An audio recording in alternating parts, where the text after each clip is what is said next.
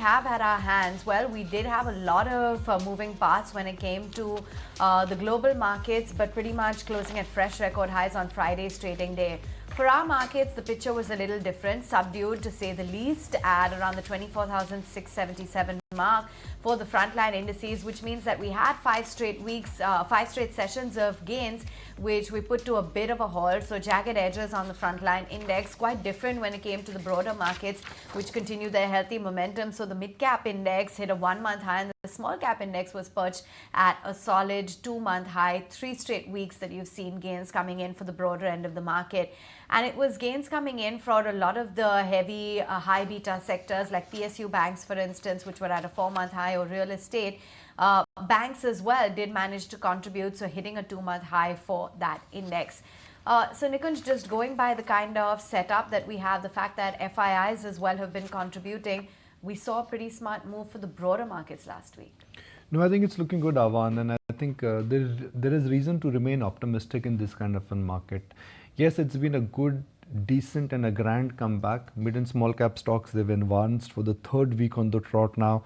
Suddenly the nifty PSU banking index is at a 4-month high. IT index, Infosys touched a record high on Friday. So yes, new highs are being made, but I don't think we are done with the market rally. This market is still riding on 3 factors. Number 1, lot of FOMO crowd. Number 2, foreign institutional investors, they've generally changed their stance, and we've hit what could be called as a pocket of news vacuum. And in this news vacuum, it's more technicals, it's sentiment which really seems to be affecting the market right now. So let's say till 2nd week of Jan, when markets will get into the pre-budget mode, when earnings season will be in full swing, I would imagine that this market in a sense has some headroom left, and the bulls have not run out of ammunition, so to speak.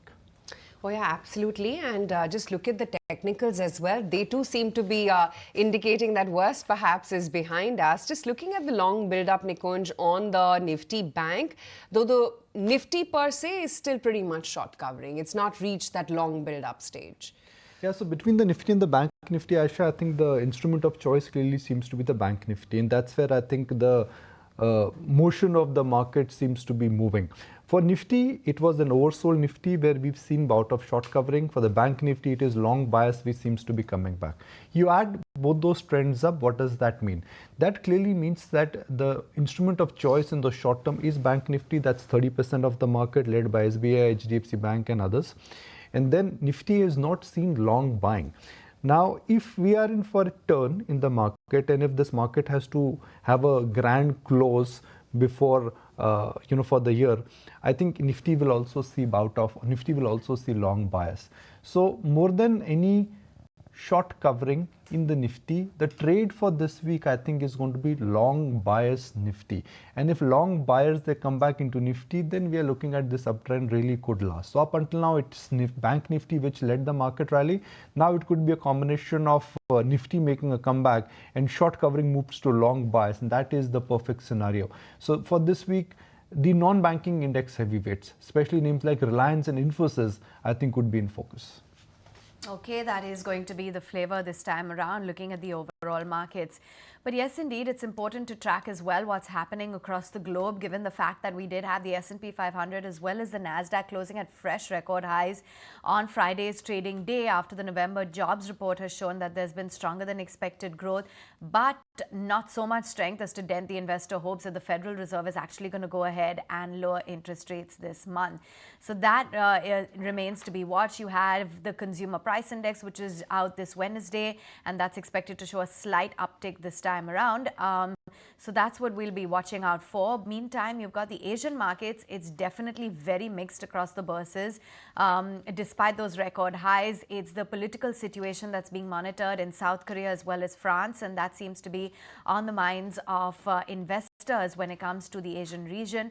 Having said that, Bitcoin continues its winning streak at $100,000 mark. So that's as well something that we're watching out for. At the same time, crude oil prices continue to find support on those tensions that we're seeing in West Asia.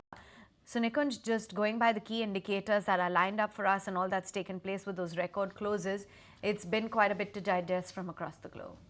Now, see, globally, you would say that US markets have met a record high. Crude seems to be behaving itself. If at all, on the geopolitical front, there is an assumption, given that, you know, Donald Trump